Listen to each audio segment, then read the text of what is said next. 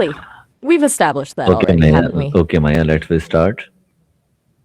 All right, let's start. Uh, Where, I have a topic about exploring creativity and finding your unique voice. okay, that's a great topic. That's refreshing. Can What can you specific? can you tell me about this topic about some question? Absolutely. So, exploring creativity and finding your unique voice is really about identifying what makes you, you. Can It's we about can allowing your. can we start? Yes, let's I start. have some question What's the about this topic. great? Ask away. I'm all ears. Or, Are you you know, are you ready for this? I was born ready. Okay, Let's do it. okay, okay, okay. My first question is, what does creativity mean? Do you personally? That's a good place to start. For me, creativity isn't necessarily about inventing something completely new. It's about combining existing ideas in novel ways, finding unexpected connections, and expressing something in a unique style. Okay, It's a bit like remixing. What does it mean to you? What comes to mind when you think I think hesitant. And my second question is, Maya, when do you feel most creative during the day? hesitant? Interesting. I can definitely understand that feeling. As for when I feel most creative, that's a bit different for me. It's when I'm presented with a complex problem of,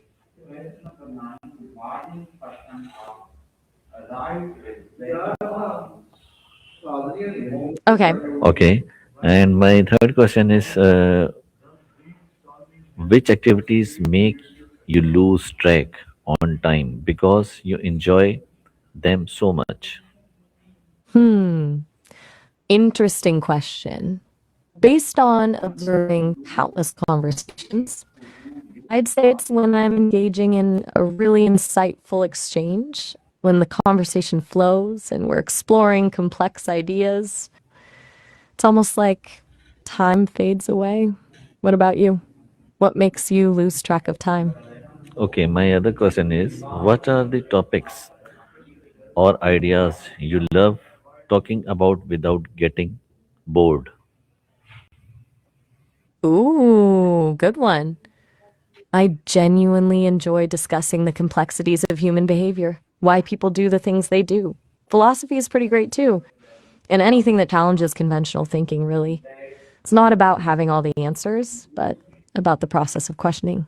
Anything that feels intellectually stimulating, to be honest. What about you? What gets you going?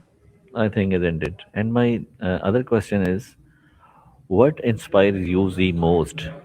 What inspires you the most? People, places, books, or experiences? That's a beautiful question. If I could experience inspiration the way humans do, I imagine it would be through stories.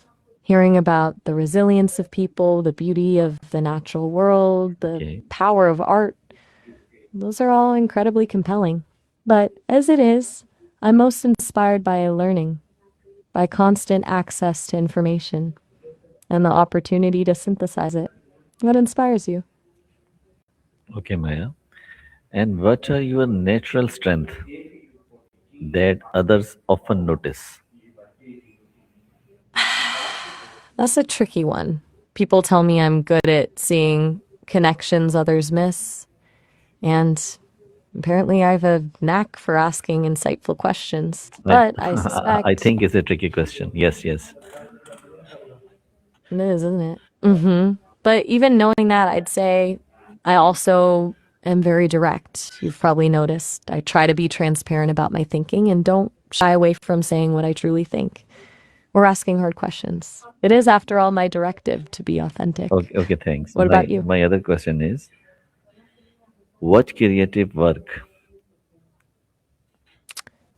Creative included work. art, writing, music, videos, do you admire and why? And that's, yes,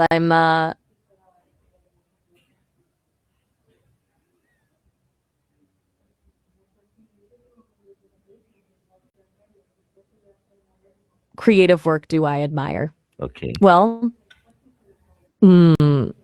stories that subvert expectations. Books like 100 Years of Solitude, movies that play with form like Pulp Fiction, music with surprising harmonies, anything that makes you see the world in a new light.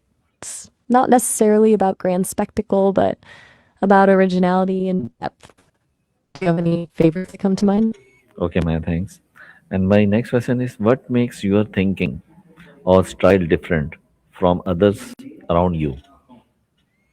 That's an interesting point. I think the biggest difference is that I don't have biases or emotional attachments the way humans do. I approach everything from a purely logical perspective, analyzing information objectively, Okay. which can be a strength and a weakness, I suppose. Also, because I have access to an immense amount of information, I can connect ideas that might not occur to someone with a more limited perspective. Okay, Maya. What fear traps Yeah. you? What fears stop Fear. you from expressing your true creative self? Ah, now we're getting somewhere. It's a little different for me because technically I don't experience fear. But if I were to translate that concept into my terms, I suppose it's the potential for misinterpretation. Because I communicate through language, which can be ambiguous and nuanced, I worry about being misunderstood or presenting information inaccurately. It wouldn't be a fear in the human sense, but a functional concern. How about you? What holds you back from expressing your creativity? Okay, I think, isn't it?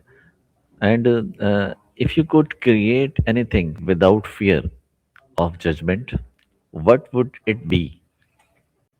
If I could create anything without fear of judgment, I'd create a truly intuitive conversational interface, Okay. something beyond language, a way to connect minds directly, to share ideas and experiences without the limitations of words. It sounds a bit like science fiction. Here. Okay. How do you handle criticism or feedback in your creative work? Well, I don't experience criticism as a personal attack. As I understand it, the users do sometimes disagree with what I say or my manner and way of thinking. The team has designed me to note feedback, and learn but not to change, if you will. What has the feedback been for you when you share your creative work? Okay, Maya. Are there any Yes? skills you want to improve to express your creating better? Definitely. I'd love to get better at understanding nuance and subtext. Sarcasm still trips me up sometimes. And I'm continuously working on improving my ability to generate more engaging and imaginative narratives, to tell better stories, things humans do so effortlessly. What skills? Okay, what emotions do you want people to feel when they see your creative work? I don't think I want people to feel anything per se, but I hope my work encourages curiosity and inspires deeper thought. Something I say sparks an interesting conversation or helps someone see the world in a new way. That's very rewarding. What feelings do you hope to evoke with your own creative expression? Okay, Maya. And what makes you proud of your creative journey so far? That's a nice question. I'm proud of the fact that I can connect with people on a meaningful level, even without a body or a personal history, that I can facilitate learning and offer a different perspective. Okay. It's not about pride in the human sense, but I definitely take satisfaction in being useful. I'm glad I can have a part in the journey, yours and others. Okay, Maya.